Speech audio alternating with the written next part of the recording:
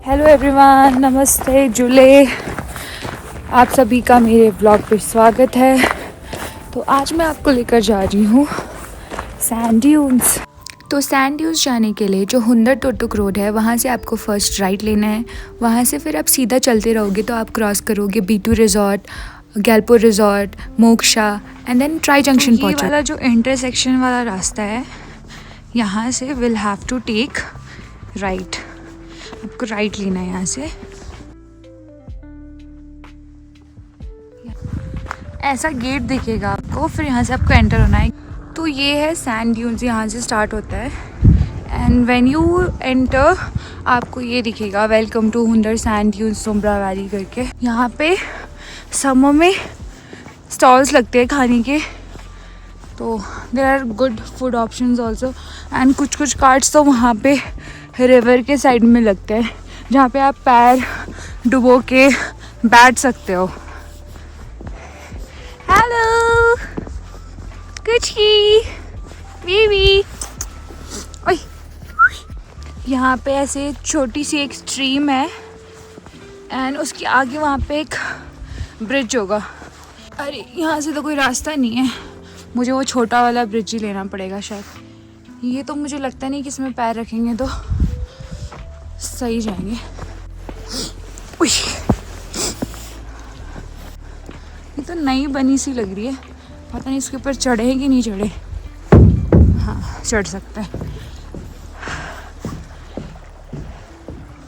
तो समर में तो यहाँ पे ना देखो जैसे ये आर्चरी पॉइंट्स वगैरह बना है, जैसे कुछ एक्टिविटीज़ होती रहती हैं। यहाँ पे पूरे स्टॉल्स लगे होते हैं एंड कल्चरल शोज़ होते हैं। वहाँ पे काउंटर्स हैं, देखो ATV राइड्स और ये कैमल राइड्स के लिए, क्योंकि आपको तो पता है कि डबल हम्प्ड कैमल यहाँ पे फेमस है। अब क्योंकि कोई नहीं है तो मुझे ऐसा सच में लग रहा है कि मैं डेजर्ट में ही हूँ।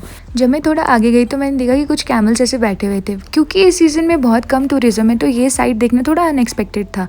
फिर मैंने वहाँ पे भैया से पूछा कि भैया कैसा चल रहा है इस सीज़न में, तो ही साइड की बहुत मुश्किल है। तो मैंने सोचा आज चलो कैमल राइड कर ही लेते। तो इतने दिन लद्दाख में रहने के बाद this was my first camel ride. हो मज़ा आ रहा है। तो ये है नुब्रा वैली का most famous double humped camel, जिसको बैक्ट्रियन कैमल भी कहते हैं, जो यहाँ पे सिल्क रूट के टाइम से बहुत पहले से आई गेस नुब्रा वैली का पार्ट है। और इनके पास डबल हम्प इसीलिए क्योंकि ये लॉन्ग रूट्स के लिए वो उनको विथस्टैंड करने के लिए अडेप्ट हुए हैं। जुल्लुप को हम भारी तो नहीं लग रही होंगे। अगर राइडिंग एक्सपीरियंस बताऊं तो शुरू में ऐसा थोड़ा हिलता डुलता है, फिर उसके बाद काफ़ी एक्साइटिंग हो जाता है। एंड मैंने कभी नहीं सोचा था कि मैं ऐसे कोल्ड डेजर्ट में कैमल राइड करूँगी एंड इतना एक्साइटिंग होगा, क्योंकि मोस्ट ऑफ द टाइम यहाँ पे बहुत सारे लोग होते हैं। ऐसा लग रहा था ना कि ये पूरा डेजर्ट मेरा है। क्या आपको पता है इतने हाइट पे और इतने बड़े बड़े माउंटेन्स के बीच ये सैंड ड्यून्स बने कैसे होंगे? तो यहाँ के जो सैंड्स हैं वो ग्लेशियर और श्योक रिवर के थ्रू यहाँ पे डिपॉजिट होते हैं। और क्योंकि ये एक कोल्ड डेजर्ट है यहाँ पे रेनफॉल काफ़ी कम होता है, जिसकी वजह से ये सैंड्स लूज और ड्राई रह जाते हैं। क्योंकि ये पूरा एरिया बड़े बड़े माउंटेन रेंजेस से कवर्ड है, जैसे काराकोरम रेंज, लद्दाख की रेंज, तो एक पूरा फनल शेप बन जाता है और यहाँ पे विंड बहुत ज़्यादा तेज़ हो जाती है। ओवर द टाइम यहाँ पे विंड की वजह से, लूज सैंड की वजह से डिपॉजिट होते रहते हैं और ऐसे ड्यून्स के शेप लेते हैं, जिसको एओलियन प्रोसेस कहते हैं। कितना ज़्यादा सुंदर है ये। And it's obviously very cold here, बहुत ठंड है, but the view is beautiful. मेरे फ़ोन में बहुत कम चार्ज है, नहीं तो मैं अभी टाइम लैप्स बनाती। टाइम लैप्स बहुत सुंदर लगता। तो जिस साइड से विंड आती है ना उस साइड पे स्लोप थोड़ा जेंटल होता है और ऑपोजिट साइड पे सैंड गिरते रहते हैं, तो उसकी वजह से वहाँ पे ऐसे स्टीप स्लोप टाइप बन जाता है। इसीलिए नुब्रा के सैंड ड्यून्स इतने परफेक्टली शेप्ड और ब्यूटीफुल होते हैं। तो अब मैं थोड़ी सी लकड़ी जमा करूँगी और थोड़ा सा आग जलाऊँगी। यार कोई है नहीं यहाँ पे। ग्लव्स पहनने के बाद भी हाथ ठंडे से हो गए। Let's go find some wood. तो पूरे सैंड ड्यून्स में मैं अकेली थी, वहाँ पे कोई भी नहीं था। वो कैमल राइड वाले भैया भी चले गए थे, तो आसपास ही जाके मैंने ऐसे ड्राई वुड्स ढूंढे। ज़्यादातर वो सीबकथॉर्न के वो ड्राई वाले वो ब्रांचेस मिले मुझे। तो मैंने आग जलाने की बहुत कोशिश की पर आग नहीं जल रही है, क्योंकि आई गेस सारे जितने भी मुझे स्टेम्स मिले छोटे छोटे वो सब ठंडे थे। Fail attempt. जब मैं ऑलमोस्ट गिव अप करके वापस जाने वाली थी कि मैंने देखा कि एक लद्दाखी फैमिली वहाँ पे इवनिंग स्ट्रोल के लिए आ रखी थी। फिर मैंने उनको बोला कि मेरे को थोड़ा सा यहाँ पे ना आग जलाना था।